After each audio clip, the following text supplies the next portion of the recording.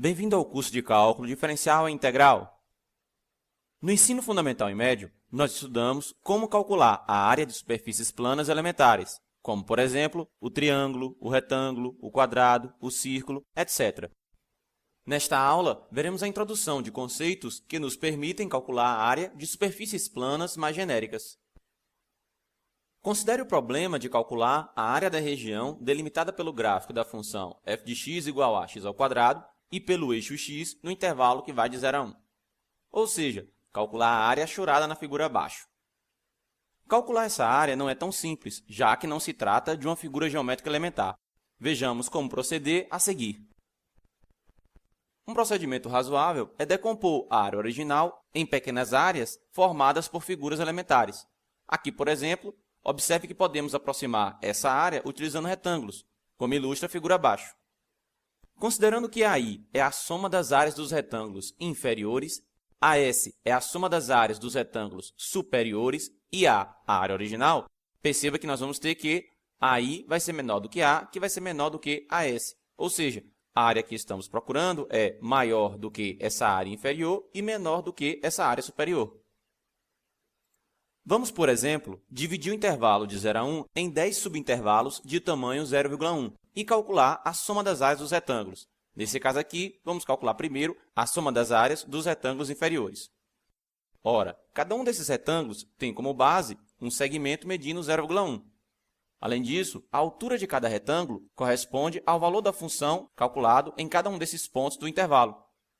Ou seja, no final nós vamos ter que AI vai ser igual a 0,1, que multiplica f de 0,1, que é a altura para o primeiro retângulo, mais f de 0,2, que é a altura para o segundo retângulo, mais f de 0,3, que é a altura para o terceiro retângulo, e assim sucessivamente até chegarmos em f de 0,9, que é a altura para o último retângulo.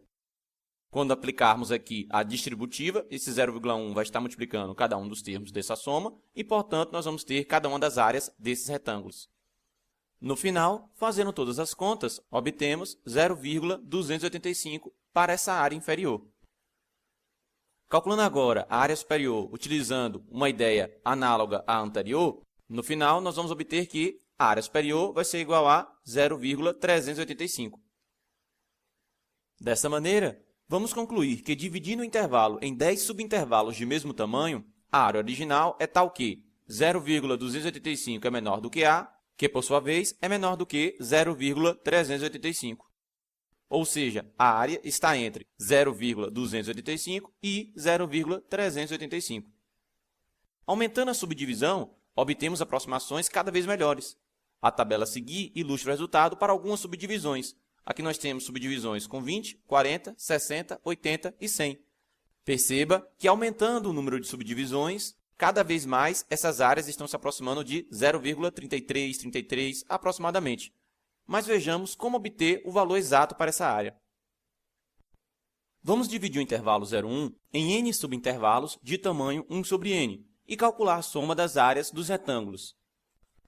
Lembrando-se do teorema do confronto, ou do teorema do sanduíche, se tivermos que limite quando n tende a mais infinito de AI ser igual a limite quando n tende a mais infinito de AS, e isso tudo ser igual a um número L, como sabemos que AI é menor do que A, que é menor do que AS, e que limite quando n tende a mais infinito de A é A, já que A não depende do número n de subdivisões, apenas quem depende é AI e AS, vamos obter no final que A é igual a L. Vamos então fazer a divisão desse intervalo em subintervalos de tamanho 1 sobre n. O primeiro subintervalo vai de 0 até 1 sobre n, o segundo subintervalo vai de 1 sobre n até 2 sobre n, e assim sucessivamente, até chegarmos no número 1. Calculando agora a área inferior, nós vamos ter que cada retângulo tem como base um segmento medindo 1 sobre n. E a altura de cada um dos retângulos vai ser igual a o valor da função avaliado naqueles pontos, ou seja, f de 1 sobre n mais f de 2 sobre n, até chegar em f de n menos 1 sobre n. Ora, mas como a função é x ao quadrado, isso significa que cada parcela dessa vai aparecer ao quadrado. E no final, nós vamos ter no denominador de cada parcela o valor n ao quadrado, que nós vamos multiplicar aqui com esse n, ficando 1 sobre n ao cubo. E no numerador vai aparecer 1 ao quadrado, mais 2 ao quadrado, mais 3 ao quadrado, até chegar em n menos 1 ao quadrado. Ou seja, nós temos a soma do quadrado dos números naturais, indo de 1 até n menos 1. Pois bem, Existe uma fórmula que serve para determinar a soma dos quadrados dos naturais de 1 até k, que é dada por 1 ao quadrado mais 2 ao quadrado mais 3 ao quadrado mais 4 ao quadrado mais reticências até chegar em k ao quadrado. É igual a k que multiplica k mais 1, que multiplica 2k mais 1, isso tudo sobre 6. No final desta aula, veremos como obter essa fórmula.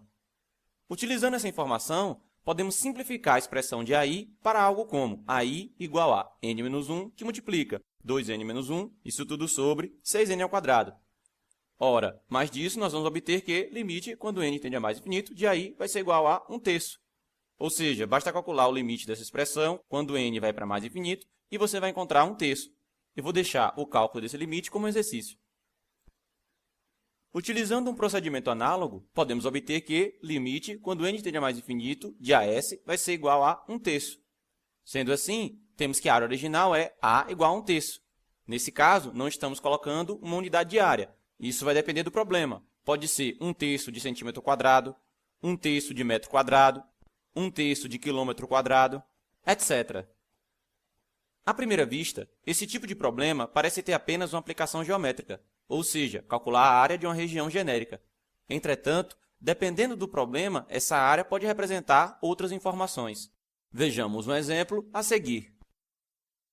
Imagine que a função v de t igual a t ao quadrado fornece a velocidade, em metros por segundo, de um móvel em algum tempo t dado. A área delimitada pelo gráfico dessa função e pelo eixo x no intervalo de 0 a 1 representa o deslocamento do móvel nesse intervalo de tempo. Vejamos essa interpretação no gráfico. Sabemos que a velocidade é igual à variação do espaço sobre a variação do tempo, ou seja, v vai ser igual a ΔS sobre ΔT. Dessa maneira, nós vamos ter que v multiplicando ΔT equivale a ΔS. Ora, se tomarmos a área de qualquer um desses retângulos, perceba como nós vamos ter exatamente v vezes ΔT, onde ΔT vai ser a base do retângulo e v vai ser a altura do retângulo. Dessa maneira, a área de cada um desses retângulos representa individualmente o deslocamento do móvel naquele pequeno intervalo de tempo. Quando somamos todos esses deslocamentos, temos uma aproximação para o deslocamento do móvel naquele intervalo. E quando tiramos a área exata nesse intervalo, acabamos obtendo o deslocamento que ocorreu naquele intervalo de tempo de 0 a 1. Vejamos agora como justificar a fórmula usada para a soma dos quadrados dos naturais de 1 até k. Isto é, queremos obter que 1 ao quadrado, mais 2 ao quadrado, mais 3 ao quadrado, mais 4 ao quadrado, reticências até k ao quadrado, é igual a k que multiplica k mais 1, que multiplica 2k mais 1, isso tudo sobre 6. Primeiro, vejamos uma maneira mais compacta de escrever essa soma. Para isso, vamos usar a notação de somatório. Nessa notação, nós vamos poder escrever toda aquela soma como sendo somatório de i, começando em 1, até k de i ao quadrado. Essa letra que parece um E é a letra grega sigma. Esse i é o índice que usaremos nesse somatório. E, nesse caso, esse índice vai de 1 até k. E aqui é a expressão que temos que calcular para cada índice, que, no caso, é i ao quadrado. Feito isso, somamos o resultado dessa expressão avaliada para cada índice. No final, ficamos exatamente com o que está aqui no primeiro membro. 1 ao quadrado, mais 2 ao quadrado, mais 3 ao quadrado, até chegar em k ao quadrado. Colocando nessa notação, então, nós queremos obter que o somatório com i indo de 1 até k de i ao quadrado tem que ser igual a k que multiplica k mais 1, que multiplica 2k mais 1, isso tudo sobre 6. Antes de continuar, vejamos duas propriedades básicas do somatório. Somatório de índice i de AI mais BI é igual a somatório de índice i de AI mais somatório de índice i de BI. Isto é, o somatório de uma soma é a soma dos somatórios. Além disso, o somatório de índice i de C que multiplica AI vai ser igual a C que multiplica o somatório de índice i de AI. Isto é, o somatório de uma constante vezes o AI é igual a constante que multiplica o somatório de AI. Vamos começar a justificativa desenvolvendo o somatório. Somatório de i, começando em 1 até k, de i mais 1 ao cubo, menos i ao cubo. Expandindo, essa potência vai ser igual a somatório de i, começando em 1 até k, de 3i ao quadrado, mais 3i mais 1. Usando as propriedades que nós vimos anteriormente, isso vai ser igual a 3 vezes o somatório de i, começando em 1 até k, de i ao quadrado, mais 3 vezes o somatório de i, começando em 1 até k, de i, mais o somatório de i, começando em 1 até k, de 1. Ora, esse primeiro somatório é o que queremos descobrir. Já esse segundo somatório, aparece os números indo de 1 até k e sendo somados, ou seja, uma progressão aritmética, com o primeiro termo 1 e razão também 1, cuja soma será dada por 1 mais k vezes k sobre 2. E aqui nós temos o somatório de 1 com k parcelas, no final teremos k vezes 1, que é k. Portanto, no final, nós vamos ficar que aquele somatório original vai ser igual a 3 vezes 1 mais k vezes k sobre 2, mais k mais 3 vezes aquele somatório que queremos descobrir. Por outro lado, podemos desenvolver aquele somatório como sendo 2 ao cubo menos 1 ao cubo, mais 3 ao cubo menos 2 ao cubo, mais 4 ao cubo menos 3 ao cubo, mais reticências até chegar em k mais 1 ao cubo menos k ao cubo. Perceba que alguns termos irão se cancelar. Esse 2 ao cubo se cancela com esse 2 ao cubo, esse 3 ao cubo se cancela com esse 3 ao cubo, esse 4 ao cubo vai se cancelar com um 4 ao cubo que vai aparecer aqui dentro dessa soma, esse k ao cubo vai se cancelar com um termo que aparece aqui dentro dessa soma. Então, no final, ficamos apenas com esse somatório igual a k mais 1 ao cubo menos 1. O que, expandindo esse termo e fazendo as simplificações, vamos ficar com k ao cubo mais 3k ao quadrado mais 3k.